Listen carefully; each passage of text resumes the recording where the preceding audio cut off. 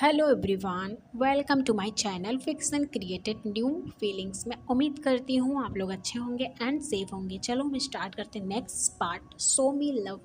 आपको स्टोरी जैसा भी लगे please like and subscribe and comment करना बिल्कुल मत भूलना। लास्ट पार्ट में देखा था कि वांगजी जब अपने अपार्टमेंट में पहुंचता है तो देखता है वहाँ विंग नहीं होता। ये देखकर वांगजी पूरी तरह से डर जाता है और वो बहुत ज़्यादा पैनिक हो जाता है।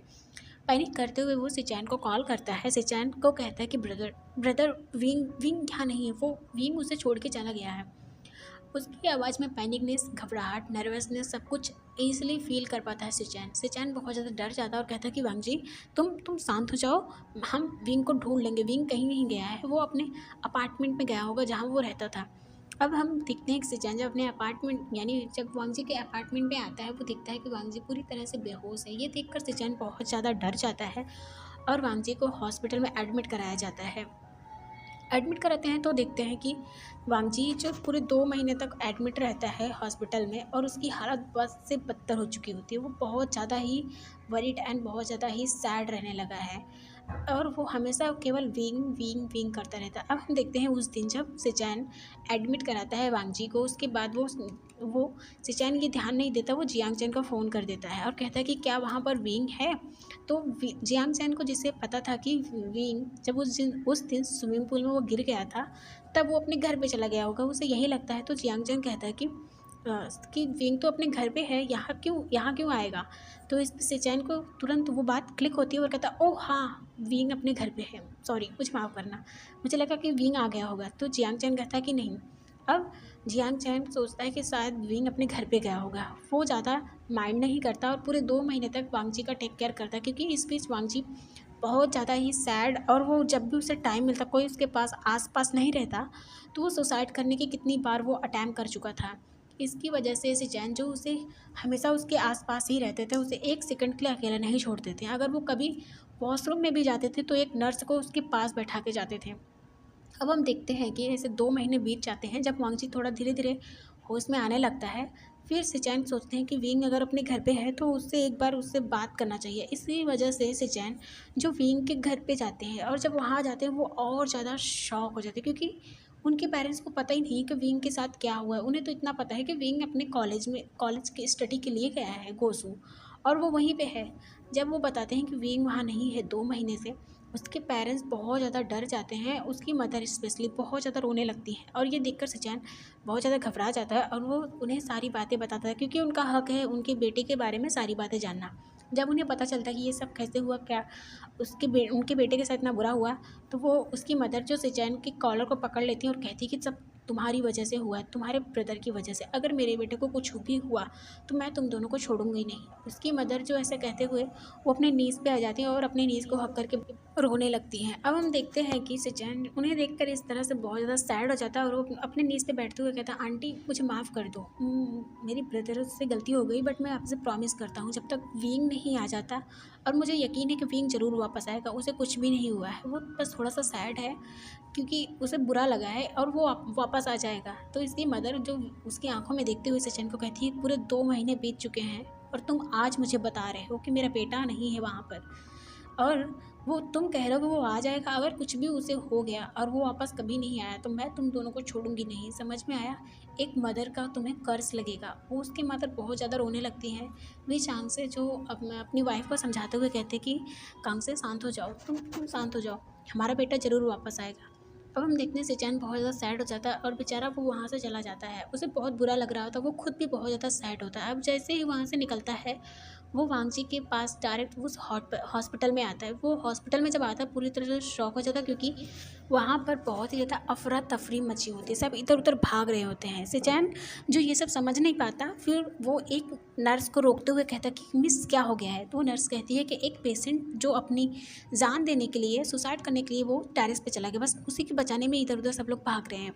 सिचैन कहता है कि ओह आजकल के लोग ज़रा सा प्रॉब्लम होता है बस, तो वो उन्हें एक ही सोल्यूशन दिखता है, वो भी सुसाइड करने का। कैसे कैसे लोग हैं, पता नहीं क्या होगा। और ऐसा कहे कि वो नर्स कुछ और बोलने वाली होती है, लेकिन सिचैन जो वहाँ से चला जाता है वो उसकी बात नहीं सुनता और वो वांगजी के रूम में आता है। वांगजी के रूम में आता है, वो बहुत ज़्यादा शॉक हो जाता है क्योंकि वहाँ पे वांगजी नहीं होता है। तो सोचता है कि लगता है वांगजी वॉशरूम में हो गया, तो कहता है वांगजी वांगजी, बट वहाँ पे कोई आवाज़ नहीं आता है। अब सिचैन थोड़ा डर जाता है, पहले जाके वॉशरूम का डोर ओपन करके देखता है तो वहाँ कोई नहीं होता। अब सिचैन पूरी तरह से डर जाता है और वो जहाँ जो नर्स को उसने पहले ही वांगजी की टेक केयर करने के लिए रखा होता है उसे कॉल करता है, पर वो नर्स फ़ोन नहीं उठा रही थी। सिचैन बहुत ज़्यादा डर जाता है, तुरंत उस रूम से बाहर आता है और पूछने लगता है कि इस रूम में जो पेशेंट था वो कहाँ है। तो वहाँ पर एक मरीज़ जो होता है, यानी एक पेशेंट होता है, वो कहता है कि इस रूम का जो पेशेंट था वो वही तो गया है सुसाइड करने के लिए। अब सिचैन कहता है क्या कहा।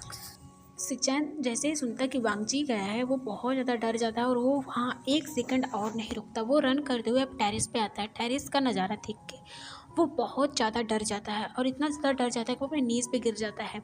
नीज़ पे गिरते वो वांगजी के नाम पे एक बहुत तेज़ी से चिल्लाता है। वांगजी एक सेकंड के लिए फ्लिंच हो जाता है, फिर वो पीछे मुड़ के देखता है। वो देखता है उसका ब्रदर जो नीज़ पे गिरा हुआ है, वो बहुत ज़्यादा रो रहा है। सिचैन को इस तरह से देख के वांगजी को बहुत बुरा लगता है और कहता है कि ब्रदर आई एम सॉरी, मुझे माफ़ कर दो और मैं बस आपका ही वेट कर रहा था कि मैं एक बार आपसे मिल लूँ, क्योंकि मैं आपको एक बिना गुड बाय कहे नहीं जाना चाहता था। इस पर सिचैन कहता कि वांगजी तुम इस तरह से मुझे छोड़ के नहीं जा सकते, मैंने कहा कि नीचे आओ। सिचैन की बात पे वांगजी कहता I am sorry brother, but अब बहुत लेट हो चुका है, अब मैं अब बिल्कुल भी जीना नहीं चाहता। मैं किसके लिए जीऊँगा ब्रदर, मेरे पास कोई नहीं है, मैं जिससे प्यार करता हूँ वो सब मुझे छोड़ के चले जाते हैं।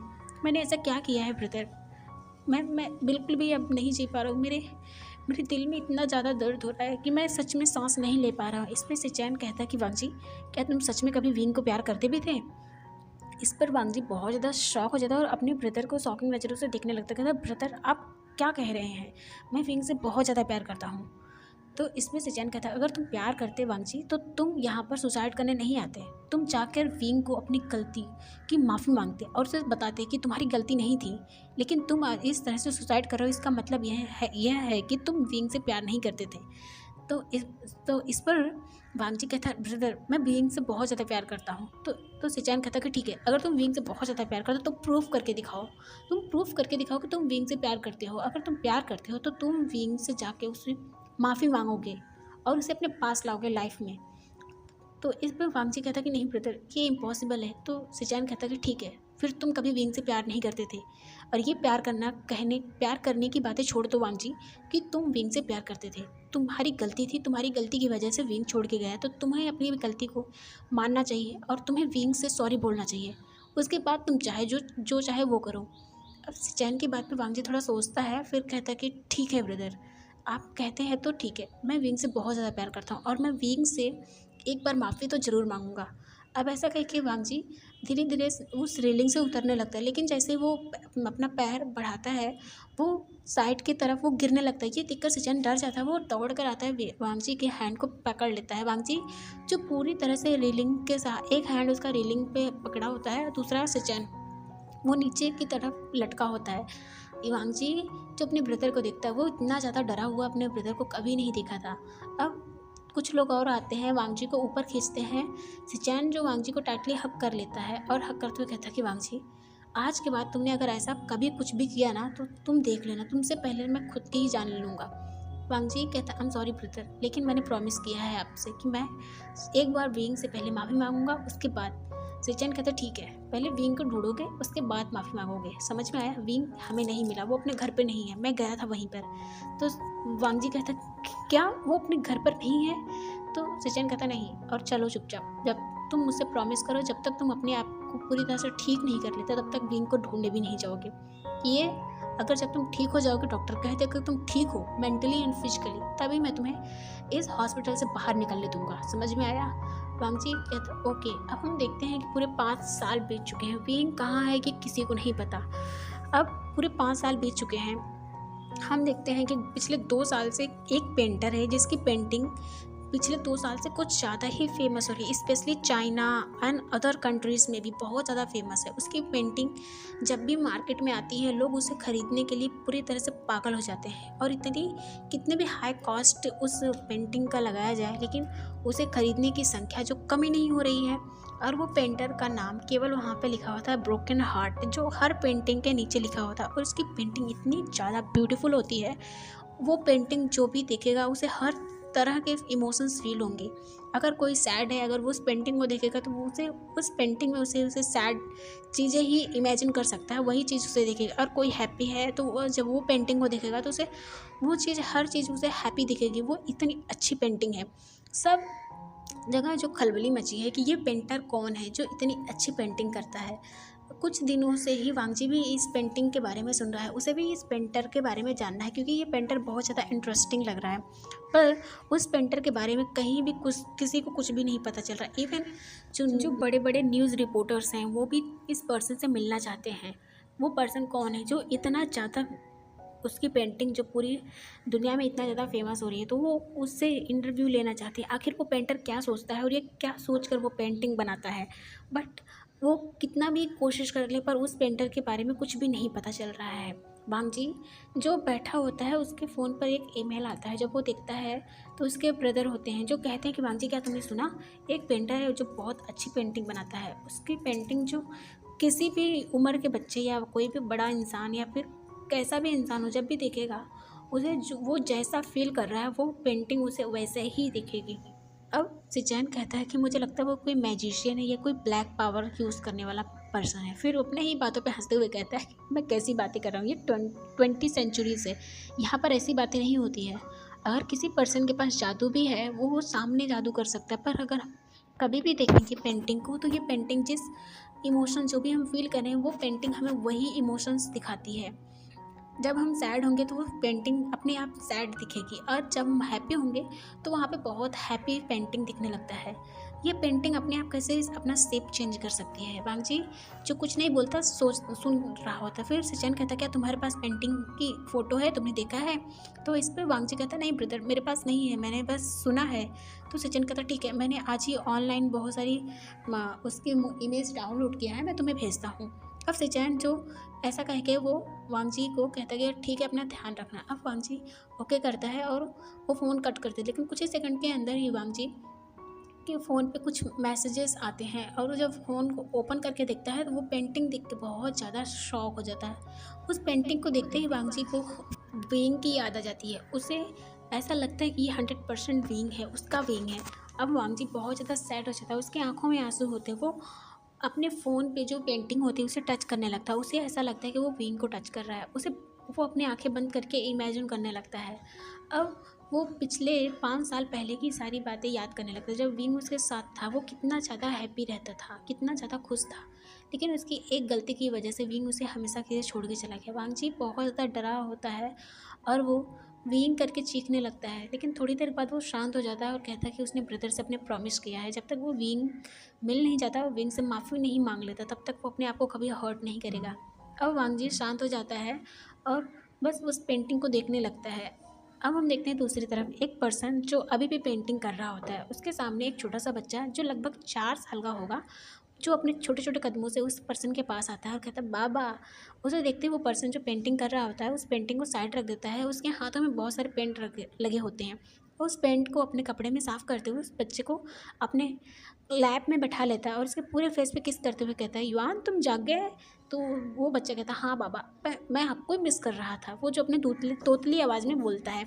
ये देखकर विंग कि यानी वो कोई और नहीं विंग होता है। उसके फेस पे स्माइल आ जाती है और कहता है कि अच्छा तो तुम्हें क्या चाहिए, तुम्हें भूख लगी है? तो वो कहता है हाँ मुझे भूख लगी है। अब दोनों ही बैठ जाते हैं लंच करने के लिए। इतने में उसके डोर पर नॉक होता है। अब विंग कहता है कि बेबी तुम बैठो, मैं जस्ट अभी आया। अब युआन जो चुपचाप नोट करता है और बैठ के वो अपने बाबा का इंतज़ार करने लगता है। जैसे ही डोर विंग ओपन करता है वहाँ पर 3 पर्सन एंटर होते हैं। 2, एक मैक्स, एक वेनिंग, दूसरी वेंचिंग होती है। वेंचिंग को देखते ही युआन जो अपने सीट पर खड़ा हो जाता है और कहता है आंट आंट करके वो अपने हैंड से क्लैपिंग करने लगता है। ये देखकर वेंचिंग दौड़ कर जाती है, युआन को हक कर लेती है और कहती है बेबी तुम कैसे हो? युआन बहुत ज़्यादा हैप्पी होते हुए कहता है वो बहुत अच्छा है। अब पाँचों लोग जो वहाँ पे बैठ जाते हैं, युआन को वेंचिंग अपने लैप में लेती है और उसे लंच कराने लगती है। विंग कहता है कि क्या तुम लंच करोगे तुम लोग? तो इस पर वो लोग कहते हैं नहीं हमने लंच किया है। तो इस पर विंग कहता है ओके। अब हम देखते हैं कि विंग जो चुपचाप लंच कर रहा होता है, मैक्स जो सामने ही विंग की तरफ देख रहा होता है, देख नहीं इवन घूर रहा होता है।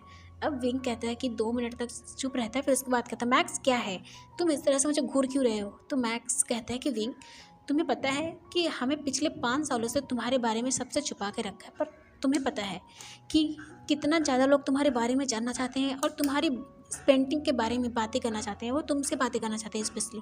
और तुम हो कि चुपचाप इस रूम में बैठे हुए हो, इस रूम से बाहर ही नहीं जाते। तुमने अपनी शक्ल देखी है, तुम कितने ज़्यादा पतले हो गए हो और तुम्हारी बॉडी कितनी पेल लगने लगी है।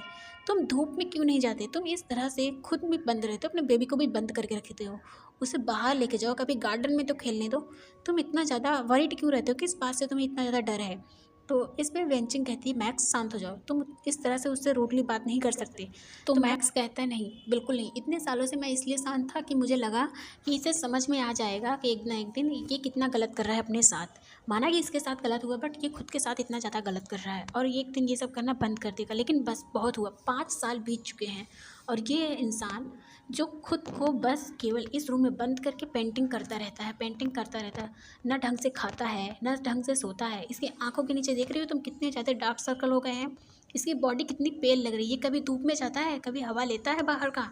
ये हमेशा घर में पैक रहता है। और इसका बच्चा जो भी 4 साल का है, अगर कल को इसे कुछ हो गया तो इसकी कौन देखभाल करेगा? हाँ, और तुम्हें पता है भी, मैं पिछले हफ्ते भी गया था चाइना कुछ मीटिंग की वजह से। और मैंने सोचा कि ठीक है तुम्हारे पेरेंट्स से मिलता चलो। और जब मैं उनके सामने गया उनसे मिलने के लिए, तुम्हें पता है तुम्हारे पेरेंट्स मेरे पैरों के नीचे गिर गए थे। वो इस तरह से रो रहे थे, मैं सच में इतना ज़्यादा डर गया था। वो रोते हुए कहते कि अगर मुझे पता है कि विंग कहाँ है तो प्लीज़ मुझे बता दें। बट मैंने तुम्हारी एक प्रॉमिस की वजह से, वो फकिंग प्रॉमिस, उसकी वजह से मैंने उन्हें कुछ भी नहीं बताया और वो रोते रहे मेरी आंखों के सामने। तुम्हारी मदर इतना ज़्यादा रो रही थी, मुझे देख के मेरा दिल पूरी तरह से टूट टूट गया था। मुझे इतना गुस्सा आ रहा था खुद पर कि मैं दिल कर रहा था कि मैं खुद को ही स्लैप करूं। मैं क्यों उस बेवकूफ़ घटिया से प्रॉमिस को अभी निभा रहा हूं? मुझे बता देना चाहिए कि उनका बेटा जो आके इस थाईलैंड में चुपचाप बैठा हुआ है। अब रीन जो उसकी तरफ देखने लगता है, उसकी आंखों में बहुत ज़्यादा आंसू होते हैं। वेंचिंग कुछ बोलने वाली होती है कि मैक्स उसे अपने इशारों से चुप कराता है और कहता है कि नहीं, तुम बताओ विंग, तुम उन्हें किस बात की पनिश कर रहे हो? उन्हें किस बात की सज़ा दे रहे हो? हाँ, उन्होंने तुम्हें बर्थ दिया और तुम्हें इतना बड़ा किया, पाल पोस के इतना बड़ा किया, इसकी सज़ा दे रहे हो? इसकी वजह से तुम उन्हें इतना ज़्यादा दर्द दे रहे हो? माना कि तुम्हारे साथ गलत हुआ, उस लान वांगजी ने तुम्हारे साथ गलत किया, बट तुम उसकी सज़ा अपने पेरेंट्स को क्यों दे रहे हो और इस बच्चे को क्यों दे रहे हो? कल को ये तुमसे पूछेगा नहीं कि इसका सेकंड पेरेंट कहाँ है, तो तुम क्या जवाब दोगे? और जब उसे पता चलेगा कि तुमने उससे नहीं बताया कि उसके सेकंड पेरेंट कहाँ पर है, तुम उनसे दूर रहते हो, तो क्या वो तुम्हें छोड़ के नहीं जाएगा? तुम उसके साथ चीट नहीं कर रहे हो विंग? ये सुनकर विंग बहुत ज़्यादा डर जाता है और युवान को अपने लैप में लेते हुए टाइटली हग कर लेता है। ऐसा लगता है कि युवान अगर उसे छोड़ के चला गया तो वो जी नहीं पाएगा। ये देखकर अब वेंचिंग कहती है मैक्स बस बहुत हुआ, तुम बहुत ज़्यादा बोल रहे हो, मैंने कहा आप शांत हो जाओ। मैक्स जो गुस्से में वहाँ से चला जाता बोलता है तुम रहो यहीं पे इसके साथ, मैं बिल्कुल भी अब इसकी ढोंग और ये सब बर्दाश्त नहीं कर सकता। ये केवल इस बात का प्रूफ है बेवकूफ़ कहीं का कि ये एक नंबर का बेवकूफ़ है। बड़ा हो गया लेकिन इसका दिमाग अभी भी बड़ा नहीं हुआ है। ये अभी वही वही लेकर अटका हुआ है, अपने पेरेंट्स की हालत नहीं देख रहा। अगर कल को उन्हें कुछ हो गया तो क्या ये खुद को माफ़ कर पाएगा? अब इतना कह के मैक्स वहाँ और नहीं रुकता, वहाँ तुरंत चला जाता है। ये देखकर वेनिंग जो अपने अपने सिस्टर की तरफ देखता है और फिर मैक्स पीछे चला जाता है। अब हम देखते हैं वेंचिंग जो कहती है विंग प्लीज़ शांत हो जाओ। वो जो कह रहा था वो सही था विंग, तुम अपने पेरेंट्स के साथ ऐसा नहीं कर सकते, तुम्हें उनसे मिलना चाहिए। अब विंग जो वेंचिंग की तरफ देखता है और कहता है कि पर मैं कैसे मिल सकता, मैं उन्हें कैसे अपने फेस दिखा सकता हूँ वेंचिंग, जब जब उन्हें पता चलेगा मैं एक बेबी को बर्थ दे सकता हूँ और मैंने एक बेबी को बर्थ भी दिया है। मैं उनकी आंखों में अपने लिए नफ़रत कभी नहीं देख सकता वेंचिंग, मैं बिल्कुल नहीं जा सकता, मेरे अंदर इतनी हिम्मत नहीं है वेंचिंग। वेंचिंग कहती है कि विंग तुम इस बात से इतना ज़्यादा सैड फील करते हो कि तुमने युवान को बर्थ दिया है? तो विंग कहता है नहीं बिल्कुल नहीं, ऐसा ऐसा ऐसा बिल्कुल नहीं है, मैं कभी नहीं हेट करता, मैं नहीं चाहता कि मेरे पेरेंट्स मेरे लिए हेट फील करें। तो विंग कहता है, इसमें वेंचिंग कहती है कि विंग कभी भी कोई भी पेरेंट्स अपने बच्चों के लिए हेट नहीं कर सकता विंग। अगर उनका बच्चा कितना भी गलत काम करे फिर भी एक पेरेंट्स हमेशा अपने बच्चों को प्यार करता है क्योंकि वो उन्हें दिल से प्यार करते हैं विंग उनकी। और तुम क्या सोचते हो कि तुमने एक बेबी को बर्थ दिया, इसकी वजह से तुम इतना ज़्यादा सैड फील कर रहे हो? तुम्हारे अंदर वो कैपेबिलिटी है विंग, तुम एक स्पेशल सोल हो कि तुम एक बेबी को बर्थ दे सकते हो और ये हर कोई नहीं कर सकता विंग।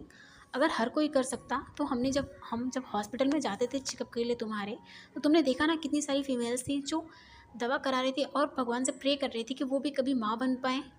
और तुम इतनी अच्छी, तुम्हारी लाइफ में तुम्हें गॉड ने दिया है कि तुम एक बेबी को बर्थ दे सकते हो, तो तुम इसके लिए सैड फील कर रहे हो विंग। तुम्हें हैप्पी होना चाहिए। इसमें विंग कहता है फ्रेंच इतना ईजी नहीं है। जहाँ हमारे पेरेंट्स रहते हैं वो उतना ज़्यादा डेवलप कंट्री नहीं है वेंचिंग। तो वेंचिंग कहती है ऐसा कुछ नहीं विंग, हम जहाँ रहते हैं वहाँ के लोग अच्छे हों या ना हो, पर हमारे पेरेंट्स वहाँ हैं जो हमसे प्यार करते हैं, वो हमारे लिए हैं, उतना काफ़ी है विंग। क्या वो काफ़ी नहीं है? अगर तुम ये सोचकर यहाँ रहोगे, तुम्हारे पेरेंट्स वहाँ बहुत ज़्यादा सैड है विंग। सच में मैंने देखा कि किस तरह से मैक्स कह रहा था, मैक्स झूठ नहीं बोलेगा विंग, और वो हम तुमसे बहुत ज़्यादा प्यार करता है, इसके लिए वो इस तरह से तुमसे बात किया। वो नहीं चाहता कि तुम सैड रहो, और तुम्हारी वजह से तुम्हारे पेरेंट्स इतना ज़्यादा सैड हैं विंग। तो तुम्हें नहीं लगता कि इस तरह से अपने पेरेंट्स को सैड करना चाहिए? तो विंग कहता पर वेंचिंग, तो वेंचिंग कहती है विंग, युवान कल को बड़ा होगा तो उसे भी वो भी जब तुमसे सवाल करेगा कि तुम सिंगल पेरेंट क्यों हो, उसका दूसरा पेरेंट कहाँ है, जब तुम अकेले रहोगे तो तुम क्या जवाब दोगे विंग? अगर तुम अभी नहीं डील कर पा रहे हो तो तुम आगे कैसे डील कर पाओगे? अपने बच्चे को कैसे बता पाओगे? तुम खुद पे प्राउड कैसे फील करोगे विंग? तुम जब वो कल को स्कूल जाने लगेगा और जब स्कूल में उससे वहाँ पे पेरेंट्स मीटिंग होगी, तो जब वो पूछेगा तो तुम क्या जवाब दोगे विंग? तुम्हें खुद को अभी ही स्ट्रांग बनाना होगा, इस तरह से नहीं चलेगा विंग। तुम इस तरह से खुद को कैद करके पेंटिंग बना के इस तरह से ज़िंदगी नहीं कटेगी विंग। माना कि तुम्हारा कट जाएगा, पर तुम्हारे बच्चे का क्या होगा? वो कल को बड़ा होगा तो वो तुम्हारे जैसा इस घर में ही रहेगा विंग। क्या वो बाहर नहीं जाएगा पूरी लाइफ? तो वो तुम्हारे साथ इस छोटे से घर में पूरी लाइफ बिता देगा विंग। माना कि तुम्हारा घर बहुत बड़ा है, एक्सपेंसिव है, पर क्या वो इस छोटी से घर में वो खुश रहेगा विंग? क्या वो कॉलेज लाइफ में, स्कूल लाइफ नहीं स्पेंड करेगा? विंग अब बेंचिंग की तरफ देखने लगता है और कहता है बिल्कुल नहीं, मेरा मेरा बेटा जाएगा बाहर पढ़ने जाएगा, वो भी वो सारी चीज़ें इंजॉय करेगा, वो क्यों घर में रहेगा? तो बेंचिंग कहती विंग फिर तुम क्यों खुद को इस तरह से पनिश कर रहे हो? तुम्हारी गलती नहीं है विंग, तुमने क्या बिगाड़ा है? किसी का कुछ भी नहीं बिगाड़ा है। और माना कि जो भी तुम्हारे साथ हुआ, क्या तुमने उसकी बात सुनी थी? लांग वांगची से तुम्हें एक बार पूछना चाहिए कि उसने तुम्हारे साथ ऐसा क्यों किया। तुम इस तरह से कायरों की तरह वहाँ क्यों चले गए? तुम्हें उस लान वांगची से उससे पूछना चाहिए था, उसके कॉलर खींच के उससे पूछना चाहिए था उसने तुम्हारे साथ इस तरह से क्यों किया। विंग अब सोचने लगता है कि उसके साथ पिछले 5 साल पहले क्या हुआ था, वो हम देखते हैं। विंग जब वांगजी के घर से निकलता है, वहाँ से किसी तरह से जब वो उस रूम से निकल जाता है, तो वो उसके हाथ पैरों में पूरी तरह से खरोचों के निशान होते हैं, उसके फेस पे कहीं कहीं कट लगे होते हैं जहाँ से ब्लीडिंग हो रही थी। अब वो किसी तरह से अपने अपार्टमेंट में आता है, देखता है वहाँ पे नहीं हो संग जियांग चिंग कोई नहीं होता, और इस बात के लिए वो बहुत ज़्यादा थैंक्स है गॉड का कि वो किसी से नहीं मिलना चाहता था और किसी को कोई जवाब नहीं देना चाहता था। अगर वो लोग होते तो वो कोई ना कोई क्वेश्चन ज़रूर पूछते। और विंग जो किसी से नहीं मिलना चाहता, वो फटाफट आता है, खुद कपड़े को चेंज करता है और सारे कपड़े पैक करता है, जो भी सामान है सब पैक करके वहाँ से निकल जाता है। उसके दिमाग में एक रफली आइडिया होता है कि वो यहाँ से एयरपोर्ट पे जाएगा, वहाँ से यूएसए का फ़्लाइट लेगा, वो मैक्स के पास चला जाएगा, क्योंकि उसे पता है उसका दोस्त जो है वो बहुत ज़्यादा अच्छा है और उसने वो वहाँ पे रह सकता है 2-3 महीने एटलीस्ट, तो वहाँ तो रह ही जा सकता है जब तक वो पूरी तरह से ठीक नहीं हो जाता। जो भी है उसका हार्ट ब्रेक जो हुआ है, जब वो उससे निकल जाएगा, वो आएगा अपने चाइना वापस अपने पेरेंट्स के पास, और उन्हें लेकर वो कहीं और चला जाएगा या फिर यूएसए जहाँ वो पहले रहते थे वहाँ रहने लगेगा। अब यही सोचकर विंग जो वहाँ पर एयरपोर्ट पे आके बैठा रहता है, लेकिन उसे पता चलता है कि 2 दिन से कोई भी फ़्लाइट जो यूएसए के लिए नहीं जा रही है, क्योंकि कुछ ऐसा प्रॉब्लम आ गया है जिसकी वजह से वहाँ की सारी टिकट बंद हो चुकी है, मतलब फ़्लाइट बंद हो चुकी है। विंग जो बहुत ज़्यादा सैड हो जाता है, वो सोचता है कि अब वो कहाँ जाएगा। अब वो वहीं पे बैठा होता है चेयर पे, तो वहाँ पे एक लड़की एक लड़का आते हैं जो पास में बैठे होते हैं। एक लड़की जो उसका भाई लगता है, छोटा रहता है, जो उसे बहुत चिल्ला रही थी क्योंकि उसका भाई जो है थोड़ा सा भुलक्कड़ टाइप का होता है, यानी कि वो चीज़ें भूल जाता है। और वो पूछ रही थी कि अब तुमने टिकट कहाँ रखी है? अब वो कहता कि जैसे मैंने यहीं तो रखा था। अब उसकी बहन जो उसके सर पर टैप करते हुए कहती कि यहाँ पे नहीं है, तुमने कहाँ रखा, तुम ध्यान से याद करो। ये देखकर विंग के फेस पे हल्की सी स्माइल आ जाती है। फिर वो देखता है कि वो जो लड़का है वो टिकट को पीछे पॉकेट में रखा है। विंग कहता है कि वो पॉकेट में है। इस देखकर वेंचिंग जो उसकी तरफ देखती है, फिर वेनिंग को पीछे घुमाती है, तो वो पीछे पॉकेट में होता है जो आधा टिकट बाहर निकला होता है। ये देखकर वेंचिंग कहती है मैं तुम्हारा सर फोड़ दूंगी किसी दिन। वेंचिंग कहती इस बात पे वेनिंग कहता है सॉरी मुझे याद नहीं आया, मैं भूल गया था। अब इसमें वेंचिंग कहती है तुम्हें क्या चीज़ याद रहता है, मैं तो थक गई हूँ तुमसे, समझ में नहीं आता।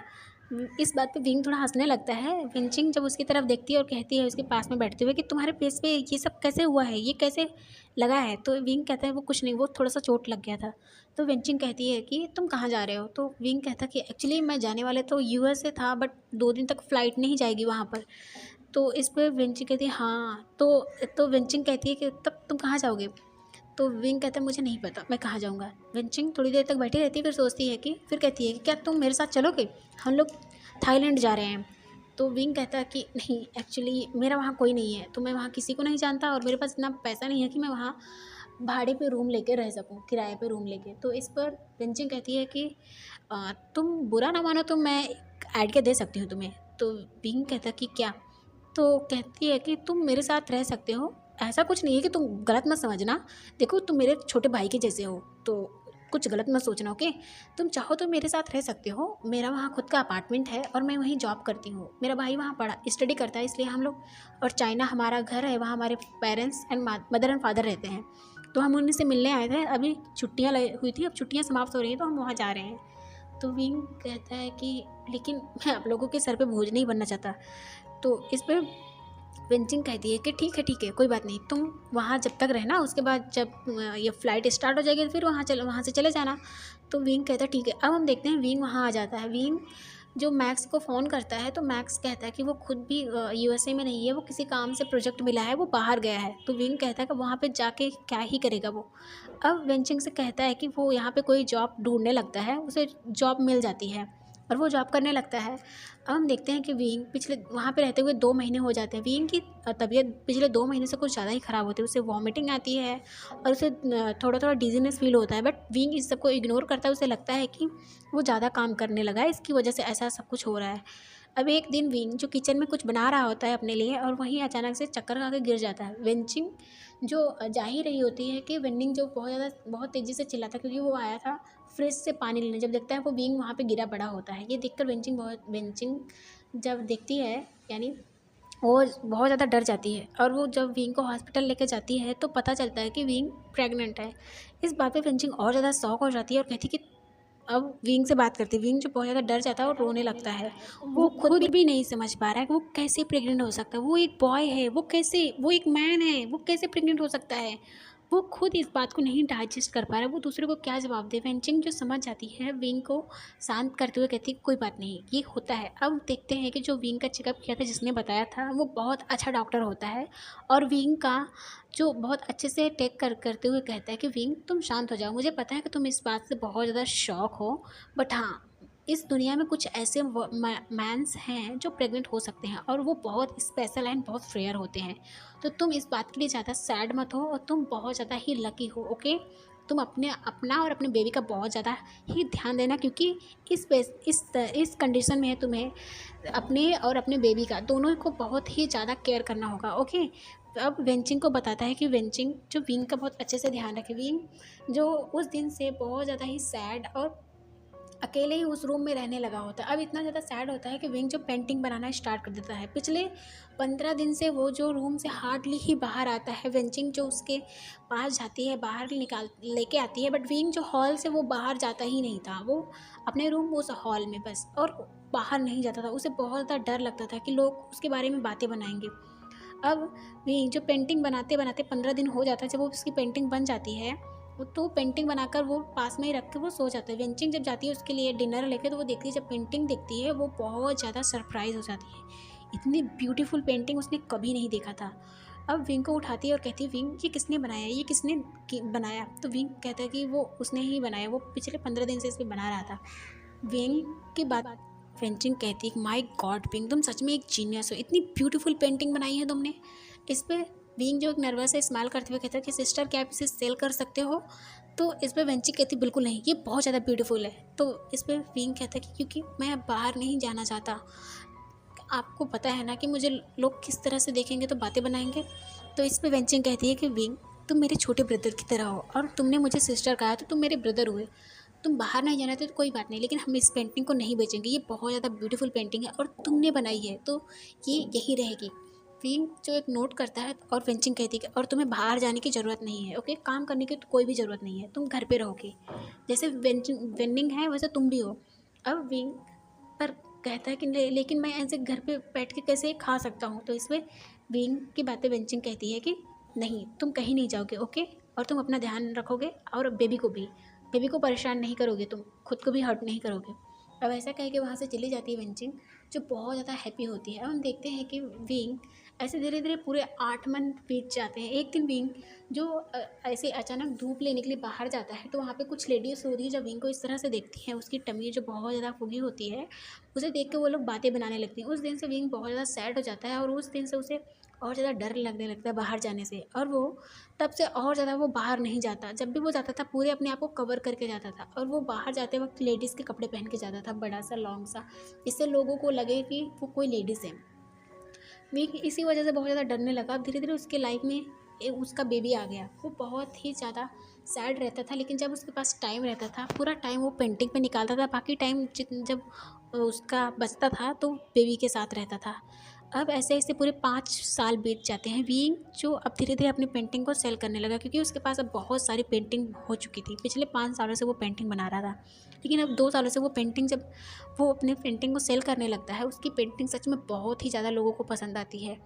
इसी तरह से उसकी पेंटिंग जो पूरे वर्ल्ड में फेमस हो जाती है। बट लोग जो उसके बारे में जानना चाहते हैं, वो उस पेंटर के बारे में जानना चाहते हैं। बट विंग किसी को अपनी लाइफ के बारे में नहीं बताना चाहता, और ना ही वो किसी सोशल मीडिया, ना ही किसी न्यूज़ रिपोर्टर्स के बारे में नहीं, किसी से कुछ भी नहीं कहना चाहता। इवन वेंचिंग एंड वेनिंग, इस बीच मैक्स भी उसे मिल गया था, जो आया था। वो भी विंग को बहुत समझाता है कि विंग अपने पेरेंट्स से बात करे।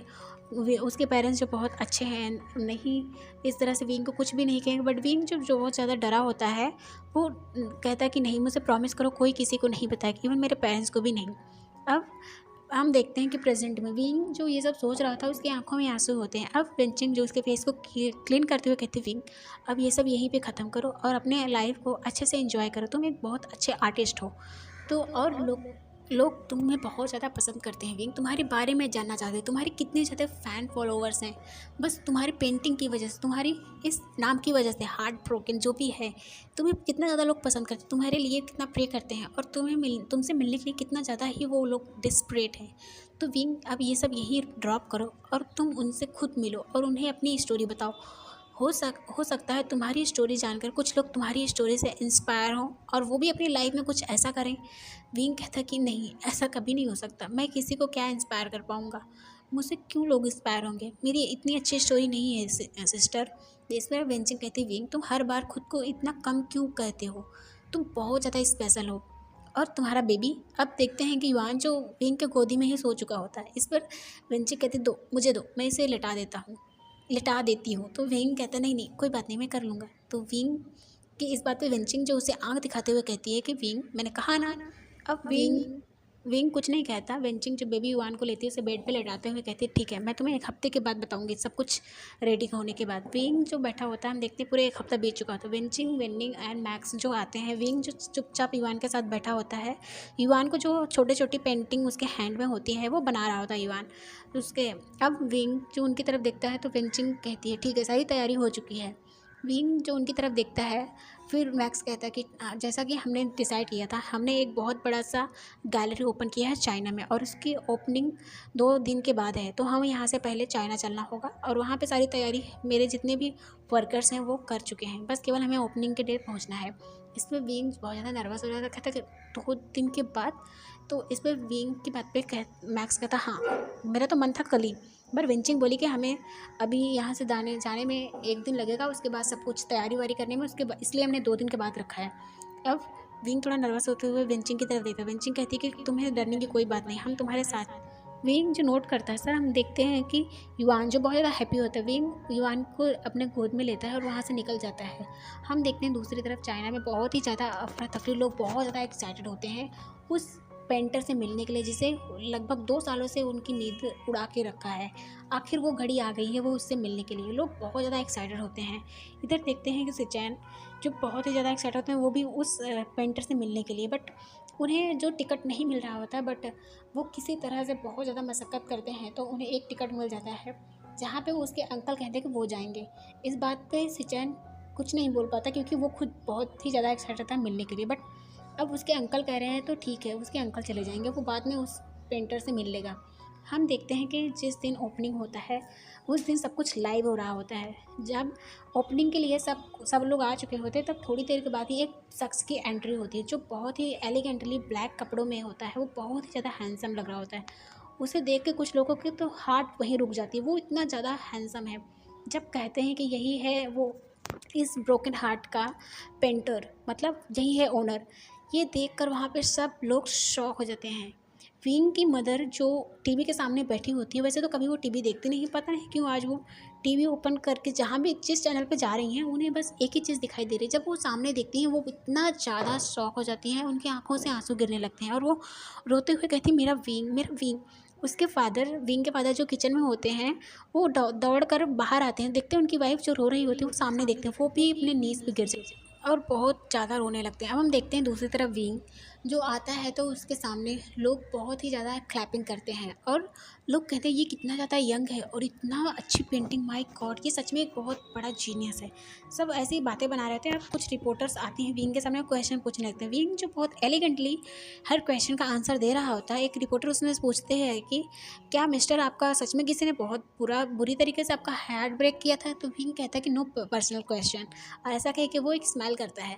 तो वो रिपोर्टर कहती है, ओह अच्छा। तो इस पे दूसरा रिपोर्टर कहता है कि क्या आप मैरिड हो? तो विंग कहता है कि क्यों, मेरा एक बेटा है। तो इस पे वो पर्सन कहता है, ओह अच्छा आप मैरिड हो। विंग ना इसके आगे कुछ नहीं बोलता। आप देखते हैं सिचैन जब ये न्यूज़ देखता है वो इतना ज़्यादा शॉक हो जाता है, वो तुरंत वांग जी को फ़ोन करता है। वांग जी जो किचन में अभी कुछ बना रहा होता है वो फ़ोन उठाता, कहता है हाँ ब्रदर। तो इस पे सिचैन कहते हैं, वांग जी तुमने न्यूज़ देखा, तुमने न्यूज़ देखा? वांग जी कहता नहीं, क्यों, कुछ खास है? तो इस पर वांग जी की बात पे सिचैन कहते हैं, हाँ बहुत खास, तुम अभी कहाँ हो? तो वांग जी कहता है कि मैं घर पे हूँ। तो इस पे सिचैन कहते हैं तुम अपना टीवी चालू करो और सामने देखो। वांग जी जो चुपचाप आके जब टीवी ओपन करता है, जैसे ही न्यूज़ ओपन कर चालू करता है, वो सामने जो चीज़ देखता है इतना ज़्यादा शॉक हो जाता है, क्योंकि विंग के गोदी में एक बच्चा होता है जो बहुत ज़्यादा क्यूट होता है विंग की तरह एकदम, और उसके फेस पे स्माइल होती है, विंग के फेस पे स्माइल होती है। ये देखकर वांग जी जो अपने नीज़ पे गिर जाता है, उसके आंखों से आंसू बहने लगते हैं और सोचता है कि विंग ने शायद मैरिज कर ली, और वो बहुत ज़्यादा रोने लगता है। बाय एवरीवन, नेक्स्ट पार्ट में देखेंगे। बाय।